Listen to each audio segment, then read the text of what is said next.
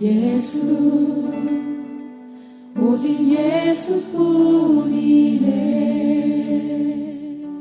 하나님 아버지 감사합니다. 오늘 또 우리를 교리를 배우는 자리로 불러주셔서 감사합니다. 오늘 이 시간도 하나님께서 진리의 영인 성령을 통하여 우리와 함께하여 주시기를 소원합니다. 교리를 잘 깨닫게 하시고 아버지 하나님 우리 신앙의 뼈대를 더 견고하게 세워가는 귀한 시간 되게 하여 주옵소서. 예수님의 이름으로 기도드리옵나이다. 아멘. 오늘은 4강 인간론입니다. 인간에 관하여서 성경이 계시해 주는 내용들 우리가 보도록 하겠습니다. 고입은 넘어가고요. 본론으로 바로 들어가서 인간 창조와 연관된 이야기를 우리가 먼저 좀 알아야 되겠습니다. 세상은 진화론을 많이 믿으니까 인간도 진화됐다 그렇게 이야기를 하는데 성경은 인간은 창조된 존재다 그렇게 분명히 이야기를 합니다. 우리가 이 시간에 진화론, 창조론 복잡한 이야기를 할 필요는 없는 것 같고 인간은 창조되었다. 이게 성경이 가르쳐주는 진리 그리고 인간에 관하여서 알려주는 계시입니다. 그래서 인간에 관하여서 어떤 과학적인 발견이라든가 과학적인 관찰 이런 걸 우리가 완전히 무시할 것은 아니지만 그럼에도 불구하고 인간이란 존재에 대하여서 우리는 어디에다가 가장 큰 권위를 두느냐? 성경의 권위를 두거든요. 성경이 인간에 대해서 뭐라고 말하느냐? 성경이 인간에 대해서 뭐라고 계시해 주고 있느냐? 여기에 최고의 권위를 두고 인간을 바라봅니다. 그런 측면에서 우리는 인간에 관하여서 진화론적인 사고를 받아들이지 않습니다. 인간은 창조된 존재 이렇게 우리가 시작을 하는 거죠. 그런데 사실 인간만이 아니라 하나님께서 천지 모든 그 세상을 다 창조하셨잖아요. 모든 것이 다 하나님의 창조물인데 특별히 인간은 독특한 창조물이라고 성경이 그렇게 알려주고 있습니다. 왜 독특한 창조물이냐? 하나님의 그 형상을 따라서 하나님의 형상으로 지음받은 존재, 하나님의 형상으로 창조된 존재이기 때문에 독특한 존재다. 그렇게 우리가 말할 수가 있겠습니다. 제일 중요한 게 그거예요. 인간 창조와 인간에서 제일 중요한 것은 하나님의 형상이라는 개념입니다. 그럼 당연히 이제 하나님의 형상이 그러면 대체 뭐냐? 이 논의로 들어가겠죠. 하나님의 형상으로 지음받은 것 인간의 가장 독특한 모습인데 그렇기 때문에 하나님의 형상이 뭐냐? 이걸 이제 논의해 봐야 되잖아요. 하나님의 형상에 관하여서 많은 이야기들이 있습니다. 이것이 하나님의 형상이다, 저것이 하나님의 형상이다, 많은 이야기들이 있는데 다 타당성이 있고 다 일리가 있어요. 그래서 어떤 하나를 우리가 배격해 버리고 또 어떤 하나만을 이것이 하나님 형상의 진짜 의미다 이렇게 받아들일 수는 없는 것 같아요. 좀 포괄적으로 하나님 형상을 이해를 해야 되겠는데 그래서 교재에 보면 4가지 적어놨습니다. 그래서 하나님 형상을 이해할 때 관계적인 측면에서 도덕적인 측면에서 영적인 측면에서 또 통치적인 측면에서 하나 더 제가 설명을 하려고 하는데 또 사회적인 측면에서 우리가 하나님 형상을 이해할 수 있겠어요. 그래서 거기까지 하면 한 5가지 정도 하나님의 형상을 이해할 수 있을 것 같습니다. 좀 포괄적으로 이해하는 게 좋을 것 같아요. 먼저 관계적인 측면에서 본다면 하나님의 형상이 뭐냐 했을 때 인격적인 존재에다가 초점을 맞추는 겁니다. 그러니까 인간을 하나님의 형상으로 창조했다 이렇게 말하는 걸 어떻게 이해하냐면 하나님은 인간을 인격적인 존재로 창조하셨다 이렇게 이해를 하는 거죠. 하나님 형상을 뭘로 보는 거예요? 인격으로 보는 겁니다. 그러면 뭐가 인격이냐? 우리 뭘 보고 인격체라고 합니까? 인격체라는 것은 지, 정, 의를 가지고 있는 존재. 지정의의를 가지고 있는 존재를 우리가 인격체라고 합니다. 그러니까 사람은 어떤 존재라는 거예요? 지정의의를 가지고 있는 존재다. 지라는 것은 지성적인 영역을 말하는 거죠. 지적인 능력이 있어요. 그리고 정 그러면 감정, 감성이 있는 거죠. 그리고 중요한 게 이제 의지죠. 의지를 가지고 있는 존재. 그래서 피조물 가운데 지정의를 가지고 있는 이런 인격적인 존재는 뭐밖에 없다라는 겁니까? 인간밖에 없다라는 거죠. 그래서 하나님의 형상은 인격적인 존재를 의미한다 이렇게 보고, 그러면 왜 인격적인 존재로 사람을 만드셨느냐 했을 때 하나님도 인격체시기 때문에 하나님도 인격이시기 때문에 다른 인격과 뭐 하시려고? 교제하시려고 사람을 하나님의 형상, 다시 말해 인격체로 창조하셨다 그렇게 보는 겁니다. 이게 이제 관계적 측면에서 하나님의 형상을 이해하고 있는 거예요. 원래가 이제 인격이 정말 진정한 교제를 하려면 인격체하고만 가능합니다.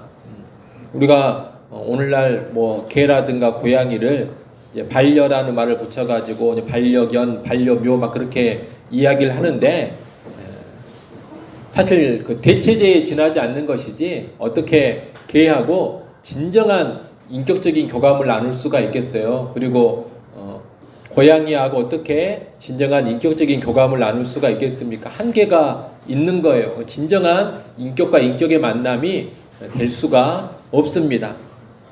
어떤 개나 고양이와의 교제에 정말 만족하고 사는 사람은 진정한 인격과의 참된 교제를 지금 못 누리고 있으니까 거기에서 뭘 얻는 거예요? 위로를 얻는 것이고 거기에서 뭔가 기쁨을 얻는 거예요. 진짜 인격과의 제대로 된 만남을 지금 못하고 있거나 안 하고 있기 때문에 그 대안으로 개를 택하는 것이고, 그리고 고양이를 택하는 겁니다. 그것도 안 되면 이제 식물도 택하는 거죠. 나무를 택하기도 하는 것이고.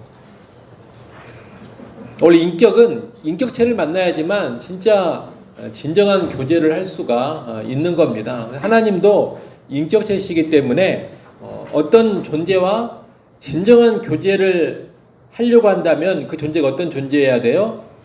인격이어야 되는 거예요. 인격체여야 된다라는 거죠. 그래서 하나님은 피조물 가운데 특별히 하나님과 교제할 수 있는 대상으로 인간을 창조하신 거죠.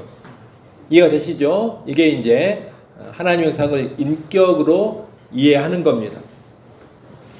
이런 측면에서 보면 우리 인간은 이제 뭐 해야 되는 존재예요? 하나님과 교제해야 되는 존재인 거죠.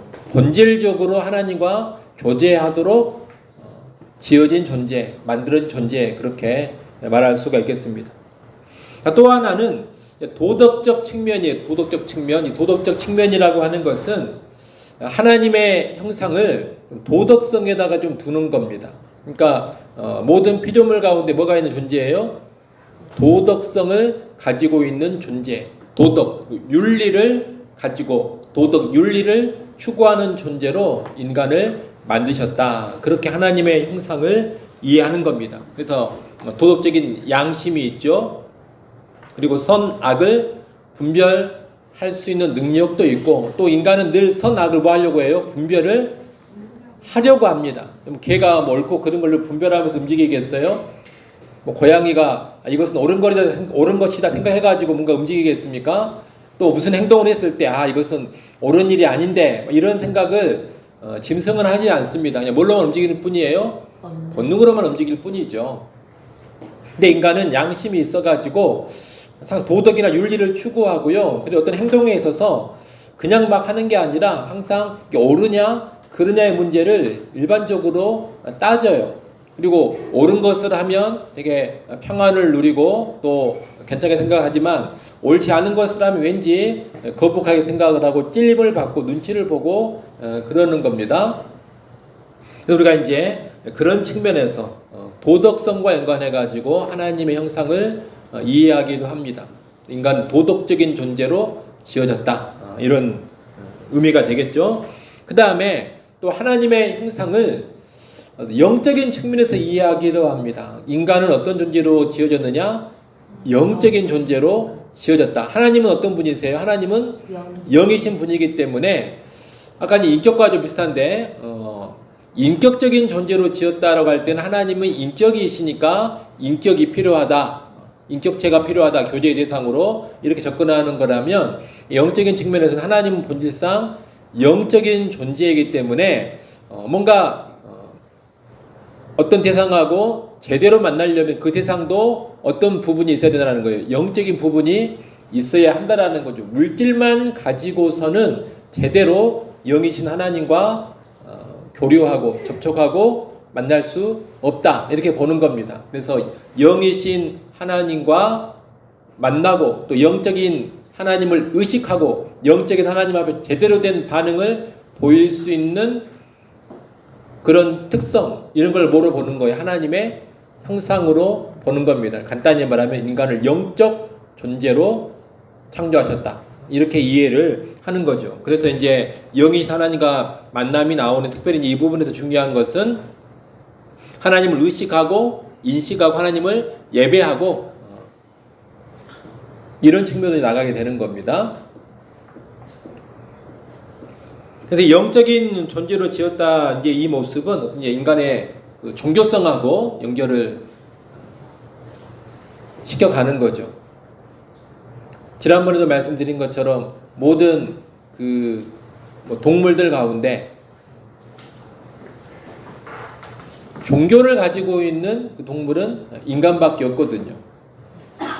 아무리 인간과 유사한 DNA 구조를 가지고 있고 인간과 비슷한 어떤 그 습성을 가지고 있다 하더라도 유인원이나 오랑우탕 이런 그 존재들은 종교라는 게 없어요. 그들 세계 안에 나름대로 막 계급도 있는 것 같고 나름대로 막 통치도 하는 것 같고 또 나름대로 어떤 그 도구도 쓰는 그런 것도 있고 나름대로 어떤 뭐 놀이도 있는 것 같고 막 이런 게 발견이 되는데 그래도 무엇은 절대로 없냐면 종교라는 것은 절대로 없습니다. 어떤 신적인 대상을 의식하면서 그 신적인 대상한테 뭐 기도를 한다거나 그 어떤 매배 의식을 막 짐승들이 한다든가 이런 게 없다라는 거예요. 종교성이 전혀 발견되지 않습니다. 그러니까 영적인 존재가 아니라는 거죠. 근데 인간은 영적인 존재여 가지고 종교라는 것을 만들고 추구하고 또 종교라는 것을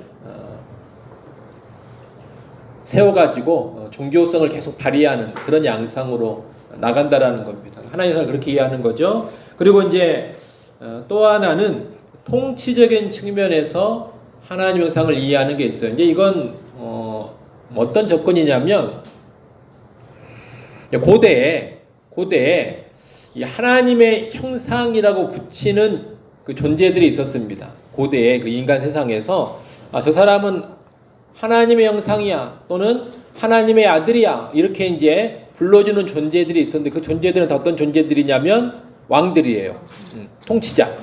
통치자, 왕 이런 대상한테만 뭐라고 붙이냐면 하나님의 형상. 이걸 좀 다르게 표현하면 하나님이 뭐가 되는 하나님의 아들이 되는 거예요. 그러니까 신성을 지니고 있는 존재로 늘 간주하는 거죠. 통치자들을.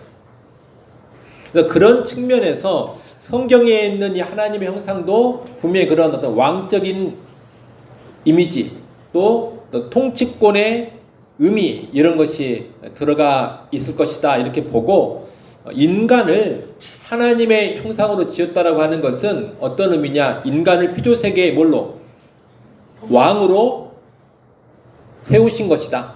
인간을 피조세계를 다스리는 통치자로 삼기 위해서 만드셨는데 그걸 가리켜 하나님의 형상으로 지었다고 하는 것이다. 이렇게도 이해를 하는 겁니다. 이것도 일리가 있는 이해입니다. 인간은 피조세계 어떤 존재라는 거예요? 왕적인 존재라는 거죠. 다스리는 존재라는 겁니다. 물론 진정한 왕은 하나님이시죠. 그렇게 보면 인간은 어떤 통치자냐면은 대리 통치자. 진짜 왕으로부터 위임을 받아가지고 통치권을 행사하는 대리 통치자 개념이 되겠죠. 이런 이제 그 통치권과 연관해가지고 하나님 형상을 이해할 때 여기서 이제 뭐가 나오는 게 문화라는 것이 나오는 겁니다. 문화성하고 연결이 되어지는 거예요. 그래서 뭐 인격적인 존재 그러면 이게 인격성인 것이고, 그리고 도덕적인 존재 그러면 도덕성인 것이고, 그리고 영적인 존재 그러면 영성 또는 종교성인 것이고, 그 다음에 이제 왕적인 존재 그러면 이건 이제 문화성이 되는 것이고, 그리고 이제 여기 없지만 하나 더 언급을 하면 사회적 측면으로 하나님 형상을 볼 수가 있습니다. 이건 뭐냐면 우리가 그 신론 배웠잖아요. 상강의 신론 배웠는데 하나님의 존재 양식 배우고, 하나님 어떻게 존재하십니까? 하나님은 삼위일체로 존재하신다. 이 삼위일체가 공동체적 존재잖아요. 그러잖아요.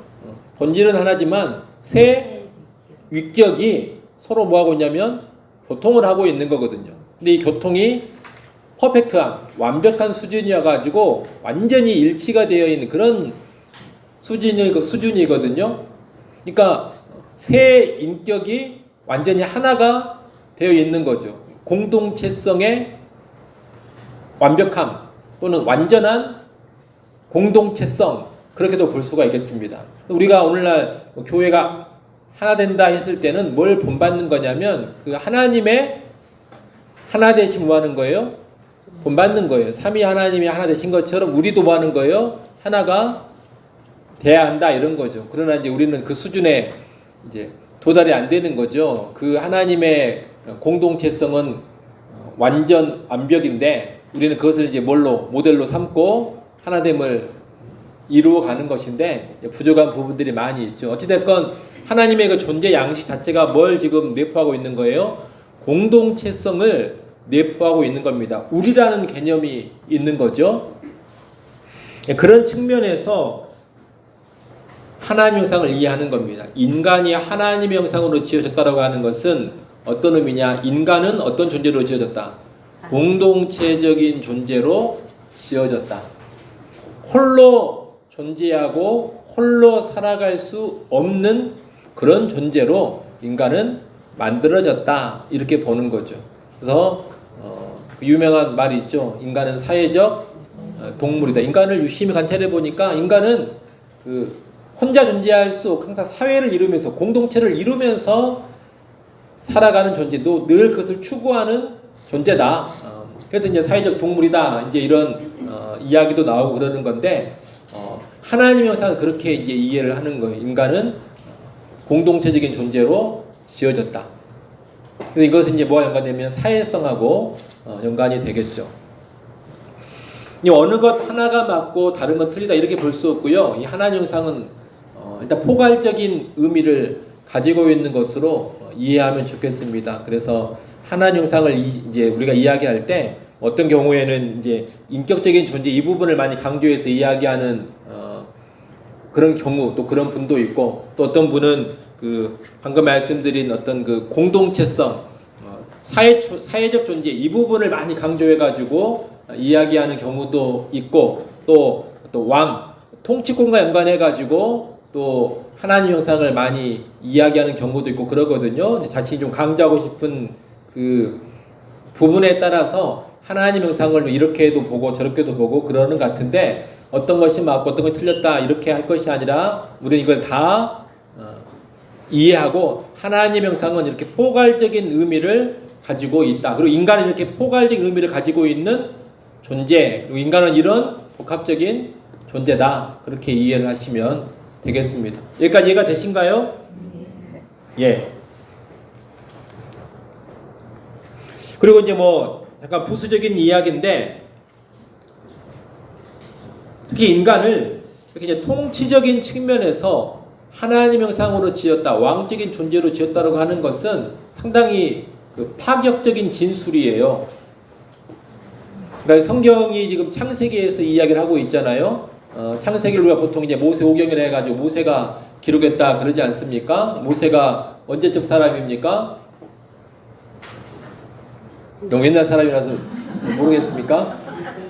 모세가 이제 BC 15세기 사람이잖아요. 그러니까 지금으로부터 기원전 1500년이니까 지금 2000년이니까 3500년 전의 사람, 정말 옛날 사람이거든요. 아주 고대입니다. 고대. 우리나라 뭐 고주몽보다 훨씬 더 전에 살았던 사람이니까.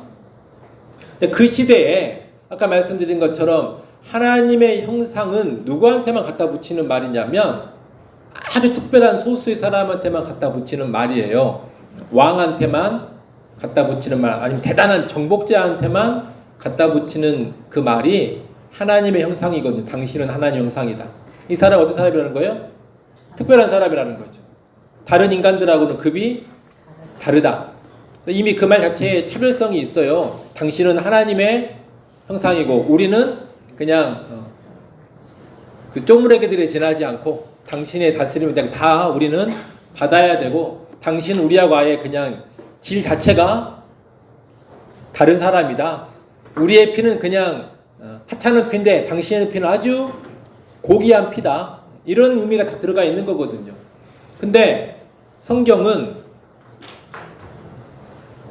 BC 15세기에 쓰여진 책인데, 기록상으로 보면 정말 옛날 책인데 그 시대에 지금 무슨 말 하고 있는 거예요? 모든 인간이 하나님의 형상이다. 이 이야기를 하고 있는 겁니다. 특별한 사람이 아니라, 특정한 사람이 아니라 모든 이 땅의 인간이 하나님의 형상이다. 그러니까 이게 무슨 말이에요? 다 존귀하다. 다 통치할 수 있는 권세를 가지고 있다. 이걸 내포하고 있는 거잖아요. 여러분, 이건 대단히 파격적인 사상이에요. 지금으로부터 3500년 전에 이런 생각을 한다라는 것이 쉽지 않습니다. 인간의 머리에서, 그 시대에 인간의 머리에서 모든 인간은 다 동등해, 모든 인간은 다 존귀해, 이런 생각을 하는 것이 쉽지 않고 어찌 보면 사실 불가능한 일일 수도 있어요. 그 어떤 문화권에서도 나오지 않는 사고방식이거든요. 그러지 않습니까? 여러분은 너무 문명하는 시대를 살고 있어가지고 이런 이야기를 해도 뭐 그런가 보다 이러는데, 500년 전에만 이런 이야기 해도 큰일 나요. 큰일 나. 왕이나 나나 다 하나님 형상이다 이 말하면 여러분 잡혀가가지고 삼족이 아니라 부족을 멸할 겁니다. 그 말하고 돌아다니면 누가 그런 벽볼 하나 붙이기만 해도 누가 붙였냐 해가지고 막 수소문해가지고 끝까지 추정해가지고 잡아내가지고 능지처참 시킬 거예요. 500년 전만 하더라도. 근데 3500년 전에 성경은 그 이야기를 하고 있다. 모든 인간이 다 하나님의 형상이다. 그러니까 아주 폭발적인 사상, 인간 세상에서 본다면 대단히 혁명적인 사상을 담고 있는 거예요. 우리가 거의 18, 19, 20세기에 와서야 거의 정립되었던 그런 그 사고방식, 그런 사상을 3500년 전에 성경은 이미 그 씨앗을 뿌려놨다. 이걸 여러분이 잘 아셔야 됩니다. 뭔 말이에요? 성경이 보통 책이 아니다. 지금 이야기하고 있는 거예요. 자, 여하튼 인간은 하나님의 형상으로 지어졌다는 걸 잘 아셔야 되고요. 그리고 모든 피조물 가운데 인간만이 하나님의 형상이니까 모든 피조물 가운데 뭐가 제일 귀하겠어요? 인간이 제일 귀합니다. 그리고 인간이 제일 귀한데 인간끼리는 높고 낮음이 본질상 없어요. 왜? 너만, 특별한 사람만 하나님 형상이 아니라 다 뭐니까? 하나님의 형상이니까. 그래서 잘 알아야 돼요. 모든 피조물 가운데 가장 귀한 존재는 인간, 그리고 가장 귀한 존재인 인간들 사이에는 서로 간에 높고 낮음이 없다. 이게 성경이 가르쳐주는 그 인간관이죠. 그래서 이런 인간론을 가지고 우리는 일단 이 세상을 살아갈 수 있어야 됩니다. 그게 성경적인 가치관으로, 성경적인 관점으로 뭘 보는 거예요? 인간을 보는 거예요. 이게 왜곡되면, 이게 이제 성경적인 가치관인데 타락한 세상은 자꾸 이 성경적인 가치관들을 안 살고 왜곡을 막 하거든요. 왜곡하는 것 중에 이제 뭐 가장 대표적인 게 인간들 사이에 뭘 이렇게 나누는 거예요. 막 계급을 나누는 것이 성경이 가르쳐주는 인간관하고 어긋난 길로 가는 타락한 세상의 모습이고, 또 하나의 모습이 뭐겠어요? 인간을 다른 피조물하고 어떻게 놓는 거예요? 자꾸 대등하게 놓는 거예요. 인간의 생명하고 개의 생명하고 거의 어떻게 놓고, 동등한 가치로 놓고 보고, 또 인간의 생명보다 내가 아끼는 반려견의 생명을 더 소중하게 막 생각을 하려고. 이게 다 뭐냐면 이게 이제 그 부패한 타락한 가치관에서 나오는 겁니다. 그럼 단언컨대 그리스도인들은 내 반려견 2마리를 죽이더라도 나랑 관계없는 사람 하나를 살려야 돼. 근데 어떻게 그럴 수 있냐 그러면 넌 아직 성경의 가치관으로 무장이 안 됐다라고 이야기를 하는 겁니다. 성경적인 가치관으로 살아야 하거든요. 내가 정이 들었다 해가지고 더 귀하게 보면 안 되는 거예요. 그리고 개는 1000마리, 10,000마리, 1억 마리가 있어도 인간 하나에 비할 바가 아닙니다. 사람 하나는 하나님의 형상이고요. 개는 개일 뿐이에요. 물론 개를 우리가 막 학대하거나 막 잔인하게 다루면 안 되죠. 왜? 하나님의 뭐니까? 피조물이니까 소중하게 다뤄야 되는데, 굳이 하나를 선택해야 한다면 개 100마리가 죽더라도 우리는 사람 하나를 살려야 된다. 근데 이 사람이 정상적이지가 않아. 좀 정신이 온전치 않아. 우리 집 개는 정신이 온전한 것 같아. 얘는 미친놈 같고, 우리 집 개는 더 내 말 잘 듣고 참 사랑스러워. 그래도 개보다 누가 더 귀해요? 이 미친놈 같은 사람이 더 귀한 거예요. 여러분, 가정에서 우리 자식의 남편이 진짜 개만 더 이 생각하면 안 된다, 이 이야기를 하는 거예요. 개는 개입니다. 개는 개예요. 그냥 하나님이 인간의 기쁨을 위해서, 인간의 더 풍요로운 삶과 행복을 위해서 만들어주신 피조물이니까 그 맥락 안에서 잘 즐기시고 기쁨을 누리시고, 그러나 가치의 선택에 있어서는 절대로 흔들림이 있으면 안 된다. 단언코 사람을 택해라. 그래서 집에서도 나는 뭐 반려견하고 막 지내느라고 막 아내 소홀히하고 남편 소홀히하고 자식은 잘 소홀히하지 않는 것 같아요. 그런 모습이 나오면 안 돼요. 절대로 안 됩니다. 이거는 이제 그 사람이 미친 놈이에요. 자기가 지금 제정신이 아닌 거죠. 그리스도인이라면. 세상 사람들은 그럴 수 있지만 신자는 절대로 그럴 수 없다.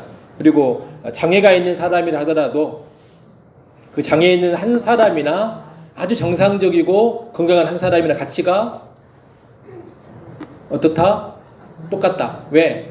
장애가 있어도 이 사람도 하나님의 형상, 그리고 아주 건강하고 똑똑해도 이 사람도 하나님의 형상, IQ 70이어도 하나님의 형상, IQ 180이어도 하나님의 형상, 항상 우리는 그렇게 봐야 합니다. 그래서 성경이 들어가는 곳, 기독교가 들어가는 곳, 항상 그런 곳에서 장애인이라든가 이런 사람들의 복지를 위해서 움직이는 활동들이 나타났어요. 다른 그 종교에서는 그런 일이 잘 안 나타납니다. 근데 성경이 들어가면 이 하나님의 형상이라는 이 성경의 가르침 때문에 사람들은 다 무시하고 열등하고 얘는 없으면 좋겠다. 그런 존재들, 그런 사람들에게까지 항상 관심을 갖고 어떻게 하면 이 사람들을 더 인간답게 살아갈 수 있게 할 수 있는가, 늘 이런 고민들을 하고 그런 제도를 만들고 또 그런 사람들 위해서 희생하고 헌신하고 그랬죠. 교회가 늘 그런 일을 역사 가운데 해왔습니다. 오늘날도 그렇게 해야 됩니다. 그렇게 왜 대답을 안 하시네요? 개를 더 소중히 여기실 겁니까? 요즘은 그 목사님들이 그래요. 설교 시간에 개 이야기 함부로 못 하겠다고. 좀 뭐라 그러면은 막 이제 항의가 와, 항의가. 왜 개에 대해서 그렇게 말씀하시냐고. 예완견이라고 했다가 혼난 목사님도 제가 알아요. 예완견이라고 해가지고. 반려견이라고 해야지. 완이 그 장난감이란 뜻이잖아요. 완이 장난감 뜻이잖아요. 완구할 때. 그러니까 아니 왜 개를 그렇게 비하하냐. 그래가지고 설교 시간에 예안견이라 해가지고, 왜냐면 사회적인 분위기도 예안견이라 말 지금 안 씁니다. 다 뭐라고 하냐면 반려견이에요. 반려견. 저도 그 예안견이라고 안 해요. 저도 하다 보면 항상 저도 반려견이라고 합니다. 그런 분들을 이제 배려를 해야 되니까. 그러니까 어제 세상이 좀 이상하게 좀 돌아가는 것 같다 그런 생각을 합니다. 물론 다시 말씀드리지만 학대는 절대로 안 돼요. 학대는 절대로 안 되지만 가치를 인간급으로 자꾸 끌어올리려고 하지 마라. 그리고 절대 개하고 고양이한테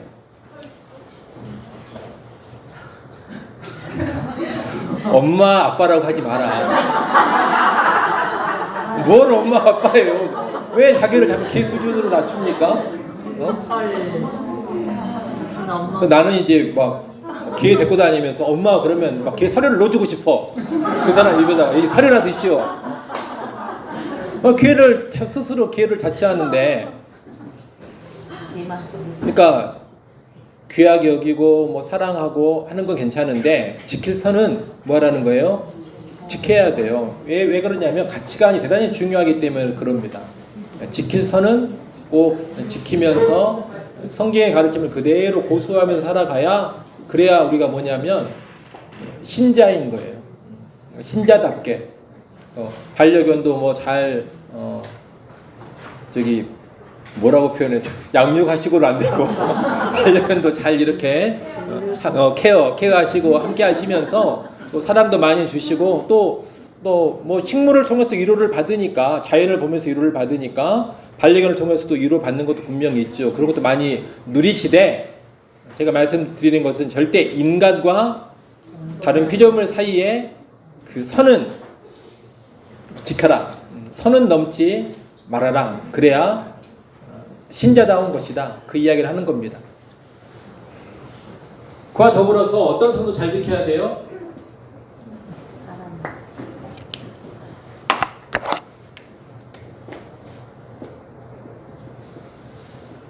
하나님과 인간 사이의 선도 철저하게 지켜야 돼요. 인간이 절대 하나님과 맞먹으려고 하면 안 됩니다. 또 인간이 하나님이 될 수 있다 이런 생각에 빠져서도 안 돼요. 하나님은 신, 그리고 창조주예요. 인간은 피조물입니다. 근데 피조물인데 뭐가 있어요? 하나님 형상이 있어요. 하나님 형상. 하나님 형상이 있으니까 자꾸 좀 헷갈려가지고 하나님인 줄 알아요. 하나님 형상이다 보니까, 자기 안에 하나님 형상이 있다 보니까 자꾸 자기 안에 뭐 신성이 있는 줄 알고 자꾸 하나님하고 좀 이렇게 맞먹어 보려고 그러고, 우리가 잘하면 뭐가 될 수 있다, 하나님이 될 수 있다 이런 생각을 자꾸 인간은 합니다. 그러나 성경은 확실하게 선을 늘 그어요. 인간과 하나님 사이에는 절대 넘을 수 없는 간격이 있다. 그분은 신이고 창조주고 인간은 어디까지나 피조물에 지나지 않는다. 이걸 계속 강조합니다. 인간의 본질은 하나님과 절대로 같을 수가 없습니다. 인간 안에는 신성이 없어요. 우리 절대로 신이 되지 못합니다. 하나님처럼 되겠다, 이것이 타락의 시작이거든요. 절대로 그렇게 안 돼요. 이거는 이제 거짓된 유혹이었죠. 근데 계속 그 유혹에 넘어가가지고 지금도 인간의 신화, 인간이 신이 되기를 꿈꾸고 기대하고 원하는, 또 그렇게 가르치는 많은 그 거짓된 것들이 있습니다. 그래서 인간과 하나님 사이의 선도 잘 지켜야 되고요. 그리고 또 인간과 다른 피조물 사이의 선도 확실하게 뭐 해야 돼요? 지켜야 돼요. 이 피조물들 뭐가 없어요? 그냥 뭐예요? 피조물에 하나님 형상이 없습니다. 절대 이 피조물을 아끼고 소중히 여기되 인간 수준으로 끌어올리려고 하는 시도는 하지 말아라. 이게 하나님의 형상이 없는 다른 피조물들을 인간 수준으로 끌어올리려는 그런 시도하고 인간이 하나님급으로 올라가는 시도하고 늘 같이 움직입니다. 뭘 자꾸 무너뜨리는 거예요? 선을 자꾸 없애려고 하는 거거든요. 이쪽 선 없애는 것은 저쪽 선 없애는 것하고 항상 같이 가는 흐름이다.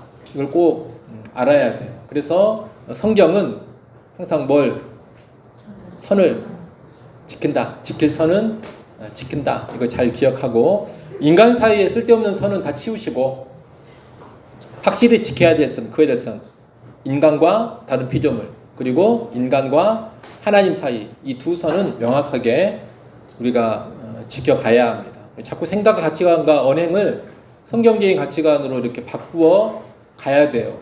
뭐 TV나 언론이나 주변 사람들이 자꾸 하는 그런데 우리가 이제 알게 모르게 영향을 받아가지고 같이 따라가고 휩쓸려가고 그렇게 하면 안 되는 겁니다. 이해되시죠? 예, 그걸 잘 정립을 하시고요. 그 다음에 인간을 창조하신 목적이 뭐냐? 이것도 뭐 많은 걸 이야기할 수 있는데 그냥 간단하게 한마디로 이야기하면 뭐라고 말할 수가 있어요? 하나님께 영광을 돌린다. 하나님께 영광을 돌린다. 그래서 인간은 하나님의 영광을 위해 창조된 존재다. 이 사실을 또 항상 기억해야 합니다. 인간은 인간 자체의 목적이 있는 게 아니에요. 그러니까 피조된 존재이기 때문에 그 창조하신 분을 위해서 존재하고 있는 겁니다. 창조주가 되시는 하나님의 영광을 위해서 인간이 존재하고 있다. 이것도 대명제거든요. 인간은 하나님의 영광을 위하여 존재한다. 이 대명제를 망각하면 자꾸 하나님께 따져요. 또 하나님 자꾸 왜 이러냐 자꾸 이렇게 따지게 됩니다.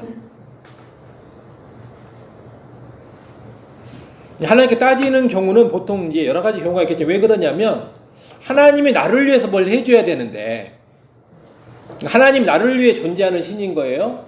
근데 그만큼 뭐가 안 되고 있어. 나를 위해서 뭔가 하나님이 안 움직여주고 있고 뭔가 나라는 존재를 하나님 뭔가 좀 해줘야 되는데 안 해줘. 나의 영광을 위해서 뭔가 기여를 해줘야 되는데 안 해줘. 그럼 뭐가 생기는 거예요? 불만이 생기고 원망이 생기고 화가 나고 하나님한테 삿대질하기 시작하는 거죠. 왜 안 해주냐고. 근데 이거는 인간이 왜 존재하고 있는지를 망각해버려서 나오는 태도입니다. 이것도 이제 왜 그렇게 된 거예요? 타락해서 그렇게 된 겁니다. 타락하지 않았더라면 안 그랬을 텐데 타락을 해가지고 이 가치관이 다 막 깨지고 왜곡되다 보니까 인간이 하나님의 영광을 위해 존재해야 되는데 이게 뒤집어져 가지고 하나님이 인간을 위해 존재해야지 이렇게 생각을 하고 있는 거예요.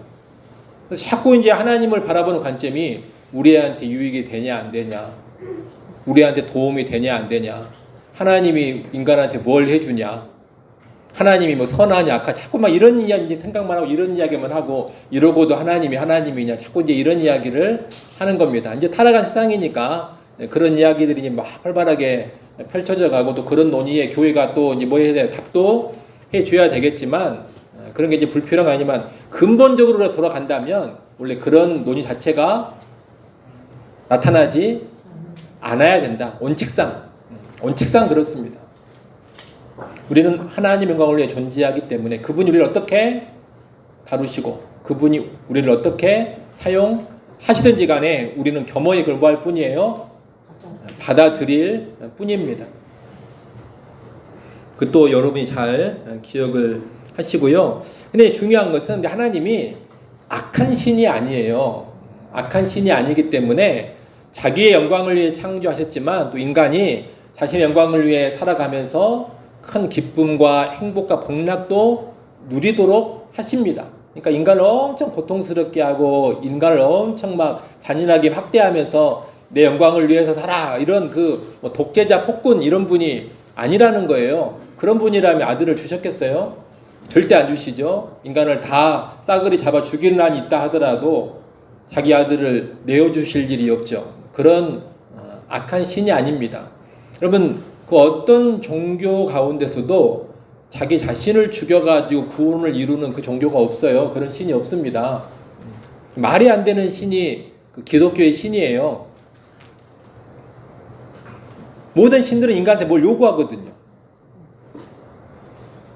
근데 성경의 하나님은 자기 자신이 죽어줘요.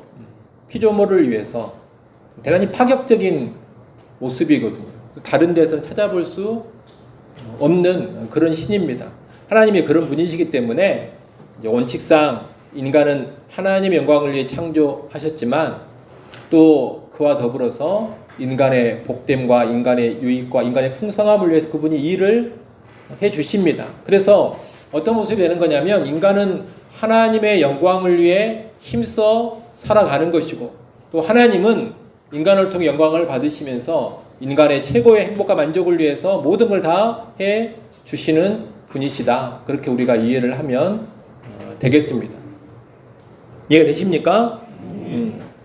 자, 인간의 존재 이유는 우리가 여기다 뭐 적어놓지는 않았습니다만 소유리 문답에서 잘 이야기하고 있죠. 연관해가지고 뭐라고 합니까? 사람의 제일 되는 목적이 무엇이냐 이렇게 소유리 문답 제1문에서 질문하면 답이 뭐예요? 이거 외워야 되는데, 이거 교회에서 주일학교 잘 나왔으면 다 외워야 되는데, 하나님을 영화롭게 하고 영원토록 그를 즐거워하는 것입니다. 인간의 제일 되는 목적이 무엇이냐? 하나님을 영화롭게 하고 영원토록 그를 즐거워하는 것이다. 이게 인간의 제일 되는 목적입니다. 거기서 하나님 영광이 나오죠. 구체적으로 하나님께 영광 돌리는 삶과 연관해가지고 하나님이 그 두 가지 명령을 주셨어요. 두 가지 명령을 주셨는데, 하나가 뭐냐면 이제 흔히 문화명령이라고 합니다. 문화명령. 이 문화명령을 통치명령이라고도 하는데, 인간을 창조하시고서 뭐라고 명령을 주셨어요? 생육하고 번성하라. 땅을 정복하고 다스리라. 이런 명령을 주셨어요. 이걸 우리가 이제 문화명령이라 그럽니다. 이 세상을 살아가면서 문화를 읽어가는 거예요. 근데 그 전제가 뭐냐면 생육과 번성이에요. 사람이 많아야 됩니다. 생육은 낳고 기르고, 번성은 배가 멀티플라이 하는 겁니다. 그러니까 문화명령의 기본이 가정과 연관되어 있어요. 그래서 결혼해서 아이를 낳고 기르고, 그 낳고 길러진 아이가 또 결혼해서 또 아이를 낳고 기르고, 이걸 통해서 온 땅 가운데 인간이 계속 뭐 하는 거예요? 번성해 가는 그런 일이 있어야 한다라는 거죠. 그래서 성경적인 가치관을 가지고 살아가는 사람이라면 결혼을 부정적으로 보지 않는다. 그리고 생육을 부정적으로 보지 않는다. 하나님이 허락하시지 않으면 어쩔 수 없지만, 하나님 허락하신다면 아이를 낳고 기르는 것을 회피하려고 하면 안 된다라는 거예요. 요즘에 또 안 좋은 문화가 있죠. 성경적으로 안 좋은 문화, 성경적으로 뭐냐면 결혼했는데 아이를 낳을 수 있음에도 불구하고 아이를 낳지 않겠다. 아이를 안 낳고 그냥 우리 둘이 알콩달콩 좀 행복하게 부담 없이 살겠다. 이게 뭐냐면 뭘 지금 정면으로 거여가는 거냐면 생육하고 번성하라는 하나님의 명령을 거스르고 있는 겁니다. 문화명령 이행을 안 하고 있는 거죠. 그리고 또 집에서 애나 낳고 키우면 내 인생이 뭐냐, 이것도 하나님 문화명령을 너무 뭐하고 보고 있는 거예요. 가치평가를 너무 낮게 보고 있는 거예요.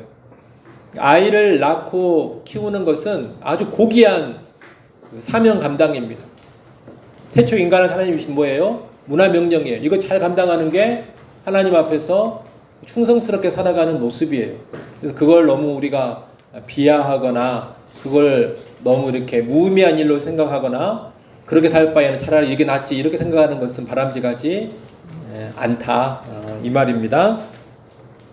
이런 영역에 있어서도 빨리빨리 가치관 전환을 막 이렇게 해야 합니다.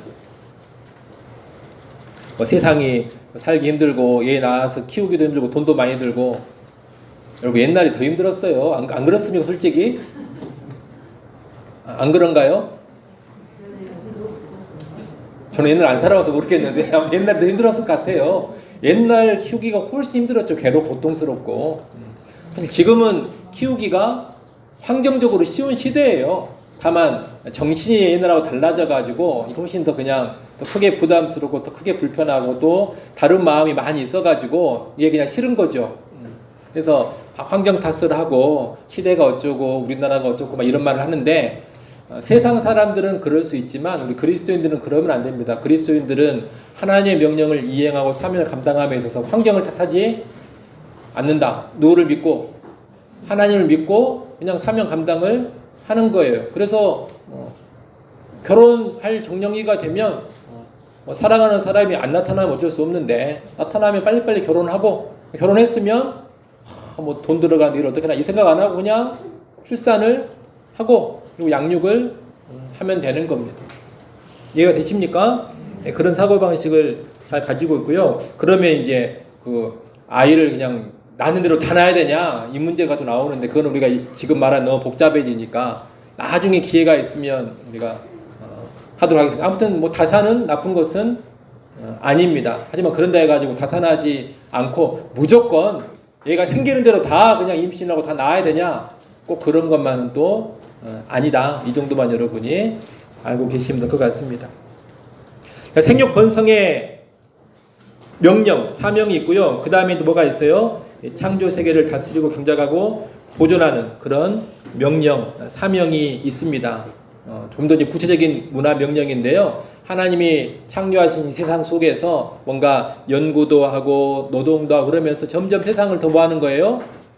문명을 일구면서 발전시켜 나가는 그러한 사명을 말하는 겁니다. 그래서 모든 직업, 노동, 연구, 개발, 문명의 발전 이런 게 다 다스리고 경작하고 보존하는 이 사명에 들어간 겁니다. 그래서 목사님만 주님의 일을 하는 것이 아니라 일반 성도들도 세상에서 뭘 감당하며 직장을 갖고 이 사회에 기여하는 일을 감당하며 다 뭘 하고 있는 거예요? 문화 명령을 감당하고 있는 거예요.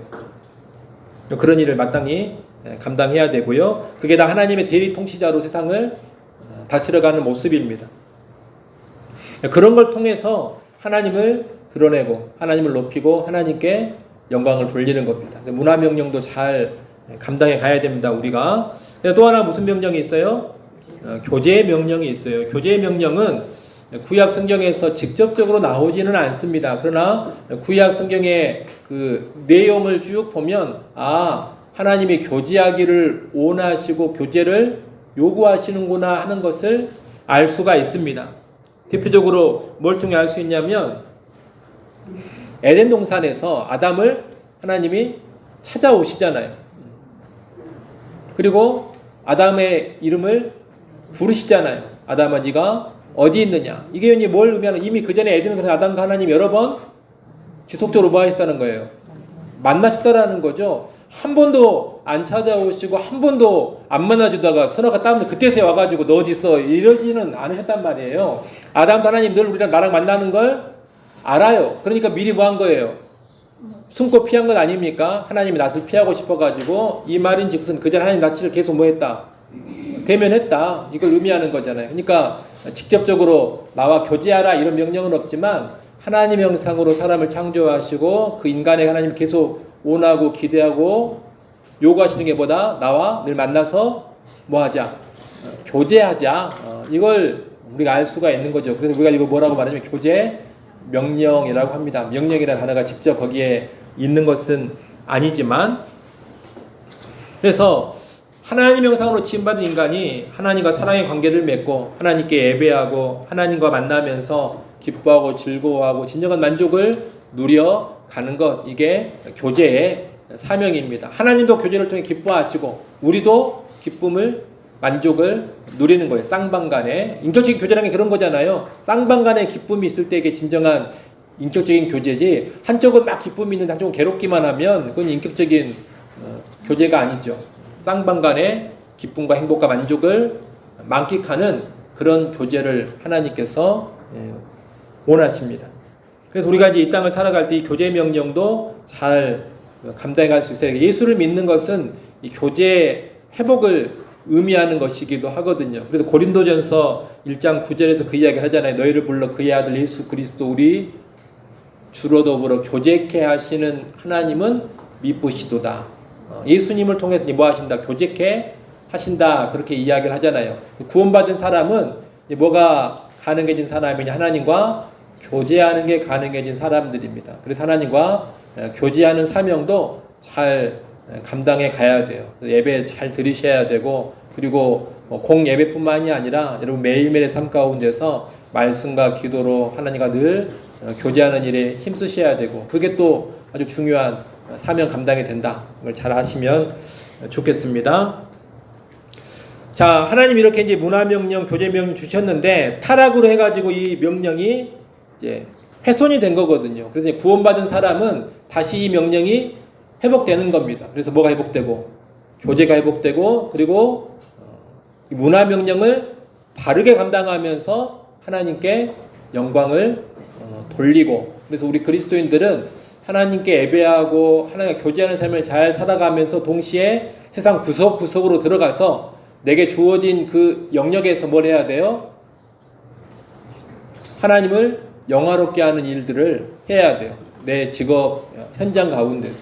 교회에 자꾸 와 있으려고만 하지 말고 세상으로 들어가서 거기서 문화명령을 잘 감당해야 됩니다. 그래서 변혁시킬 모습을 변혁시켜야 되고, 사회를 하나님 원하시는 모습으로 바꾸어가는 일도 해야 되고요. 내 직장의 영역에서 성경적인 가치관으로 힘있게 살아가는 모습을 보여줘야 됩니다. 이게 이제 구원받은 사람이 문화명령 잘 감당하는 겁니다.